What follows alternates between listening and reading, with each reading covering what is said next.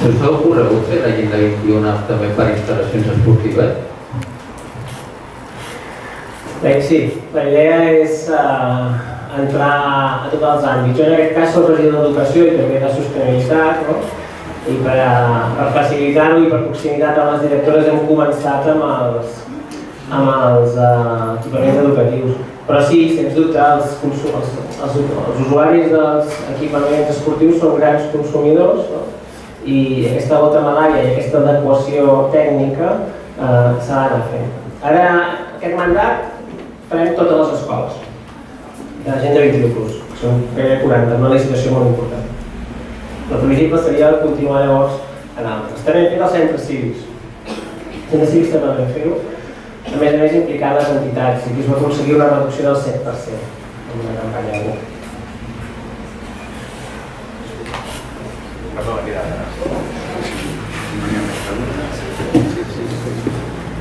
Bé, jo volia ja dirigir-me directament a l'Ajuntament, no és el cas. Abans heu parlat del tema del consum municipal, no? De que esteu lligats una miqueta a les associacions, no? Jo diria que els ajuntaments tenen molta culpa del que està passant, perquè no n'hi ha dret que els ajuntaments condicionin les contractacions públiques a una associació que està lligada a una empresa que tots sabem quina és, i sabeu el que va fer aquesta empresa a Catalunya, no? Que vas començar, quan Gas Natural volia comprar Endesa, van sortir el senyor Pizarro, ministre d'Indústria, no? Dient que Endesa no se quedava en Catalunya, mejor una empresa alemana que catalana. Al final no és ni alemana i la va comprar una empresa italiana, no? Però molt bé, fins aquí, mira, mal que mal direm, no?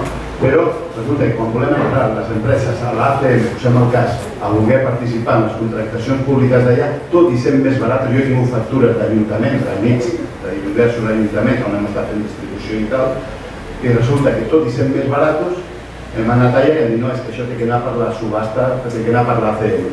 No, si és més car, a l'Ajuntament aquí surt perjudicat en els diners, però amigo, això és l'ACM, potser 90 i escaig ajuntaments, no?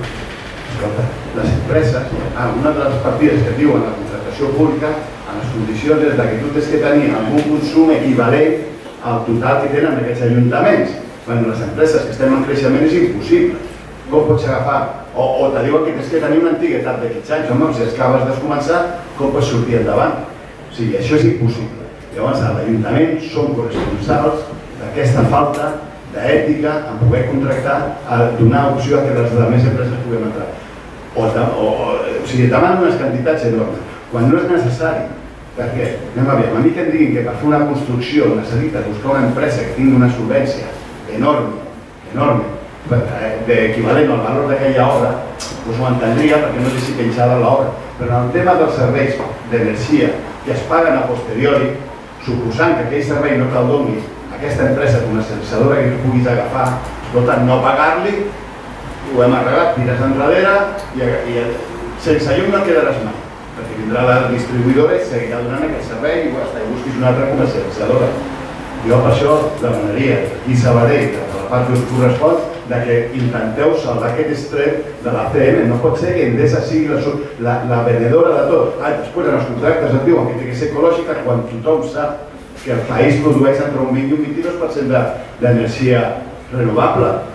Escolta, Endesa no pot vendre el 100% d'energia, els ajuntaments s'estan equivocant, dient que van a comprar tota l'energia renovable, és mentida. Jo voldria que això ho féssiu saber als responsables de l'Ajuntament, perquè és així, i això no té un altre color, és així. Gràcies. Sí, quan diu això de l'ACM és l'Associació Catalana de Municipis, que fa uns packs i unes subhastes, i entrar en aquestes subhastes. Certament, la inèrcia municipal és pagar l'energia barata. Això és la inèrcia general. Sí, el que passa és que la inèrcia de qui tenen els packs grans ja està tancada i per tant hi ha un continuisme acrític, en la línia que tu dius, en la qual nosaltres ara estem contractant aquí sempre en el pack que té l'origen renovable, tot i que sabem que potser tota la part no és així.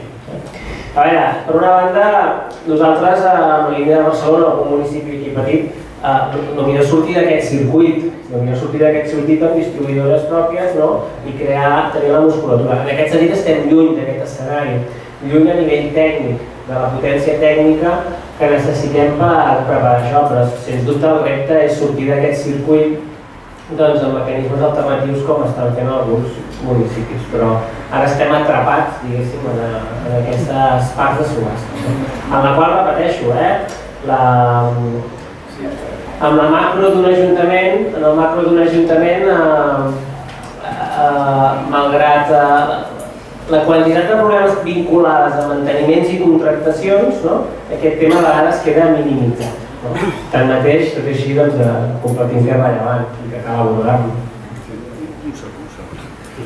Escolta una cosa, jo em sembla molt bé que ja hi ha una sèrie unes partides en la CENE, però ara posem el cas obres d'un centre cívic que no consumirà més de 18.000 euros, home, contracten qualsevol comercialitzadora, qualsevol empresa que sigui més barata que la que ja tens. O sigui, jo no dic que vagi a ser una més cara, però divideix, no? Que veus obligat, com que el NIF és el mateix, al superar el global, als 18.000 euros ja no pot entrar ningú. O sigui, agafeu i dividiu, això està en mans dels ajuntaments segur. Sí. Aquest és estem fent un equipament allà on hi havia l'Escola de Música a Sant Pau de Riu-sec, a Gràcia, que estem fent una reforma i la idea és fer-ho així. Aquest ja sortirà, però és el nou que farem ara. És a dir, per el nou sí que l'apartarem del parc gran en aquesta línia. Aquest serà el primer, que ja tenim el compromís tècnic, després que només un món, un nivell intern, de dir, escolta, prou, diu, aquest edifici que és nou, que està el projecte d'obres engegat, serà així.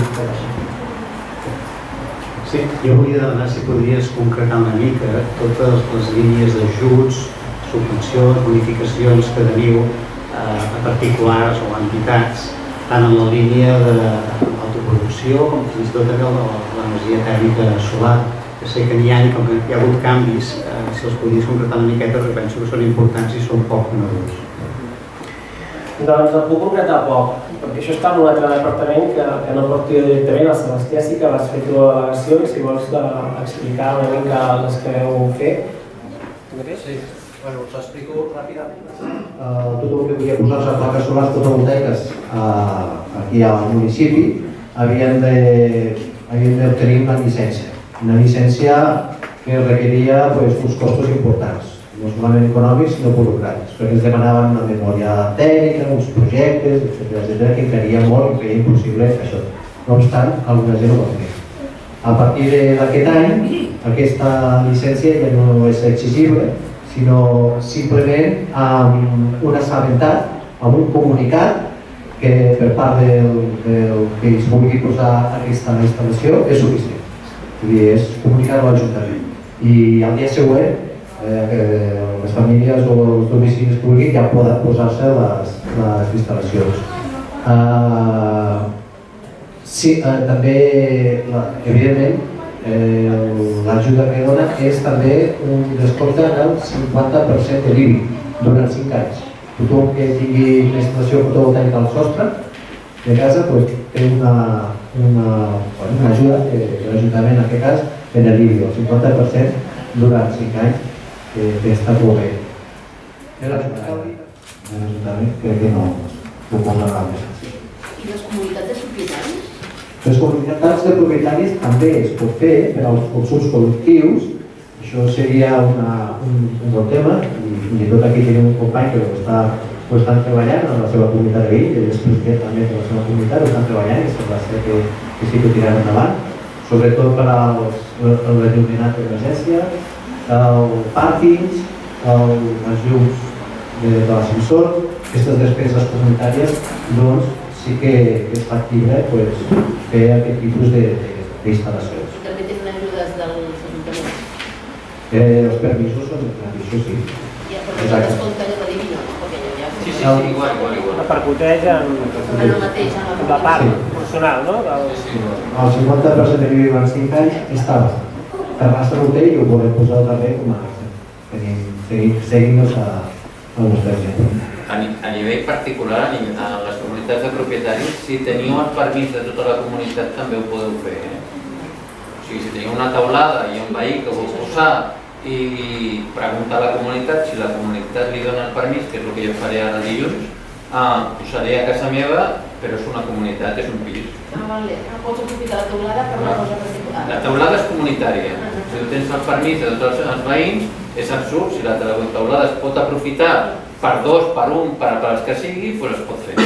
Però l'únic és, necessites el permís de tota la comunitat. Tens de comunicar i que et donin el permís.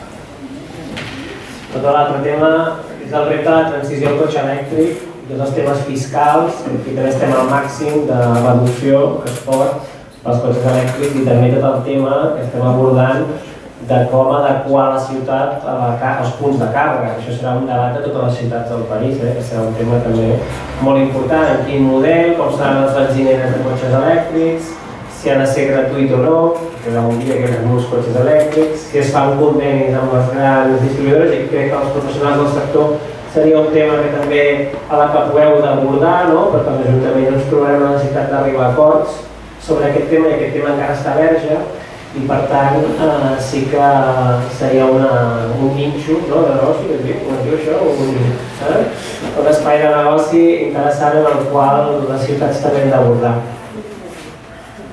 Una pregunta que volia fer. Tu has dit que el tema de la contractació energètica i tal depèn més del secretari que... No, entrar una cooperativa. Sí, però vull dir, això vol dir que un partit polític que se presenti a la municipal, si té un esquema de país i vol contractar una comercialitzadora d'aquí i tal, no podrà fer-ho? Bé, això és el que volia expressar al final amb aquest punt de... crec que nosaltres estem contents d'avançar i tal, però crec que aquest punt de frustració, no? Poso un altre exemple. Teníem la idea de dir, escolta, a Vapor Lloc formem persones que estan a l'atur per cuina i que portin els menjadors escolars. És lògic, no? Tot no es pot fer. Per què? Perquè no podem contractar qui volem els menjadors escolars. Per tant, ho dic perquè en el fons, i això potser no som tots conscients, hi ha unes directives europees que el que volen és que mani el lliure mercat.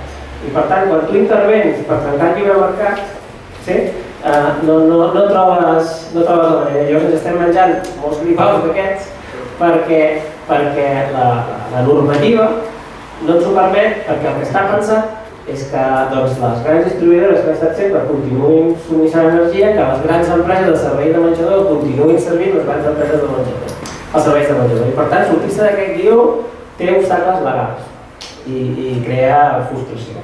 Que a vegades ens en sortim, però que és nedar absolutament contracorrent, políticament i jurídicament, en molts casos. I en aquest cas, entrar en una cooperativa que pot tenir repartiment de dividends, doncs això, tècnicament, en aquest moment, pot haver un secretari que li digui que no. Perquè no som un negoci i no podem participar en un lloc i fer negoci. Encara que li expliquis, escolta, que això va d'això, doncs no. I per tant, és així. I a la vegada, amb totes les incerteses jurídiques, que ja sabeu que quan passa alguna cosa, al final un jutge diu una cosa i diu una altra, doncs a vegades, a nivell jurídic, a nivell intern amb l'Ajuntament o amb altres municipis pot passar, i entenc que hi ha un desconcert. Però hi ha coses que necessiten al final una signatura i que costa. I el fet aquest que ell deia, escolta, si feu un edifici nou, això que ara ho hem aconseguit, ha costat més d'un any de feina tècnica interna de dir com ho fem, perquè no és un ordenament. Amb algunes coses no és així. Vull dir que el marc determina molt. Per això és tan important definir els marcs constituents i judicials.